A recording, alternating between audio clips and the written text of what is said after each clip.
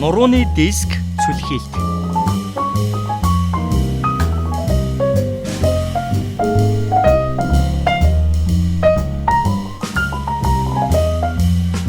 Сууга ажил, хөдөлгөөний дутагдал, жингийн илүүдэл, гэмтэл, удамшил, яс сэрэгжилт, биеийн хүчний ажил, хүнд зүйлийг буруу техникээр өргөх зэрэг амьдралын буруу хэв маягаас шалтгаалan нурууны үе хоорондын мөгөөрсөн жиргэвч буюу диск байрнаасаа цүлхийн гарч мэдрэлийн эсүүдээ дардаг. Энийг нурууны мөгөөрсөн жиргэвчний буюу дискний цүлхийлт гэдэг.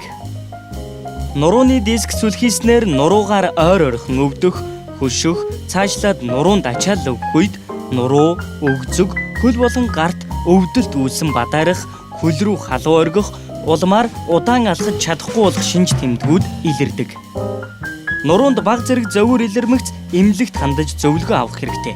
Учир нь нурууны өвчин нэгэнт даамжраад хүндрвэл удаан хугацаанд зовиртой явах шаардлагатай болдог тул тохирсон эмчилгээг цаг алдалгүй хийх нь чухал юм.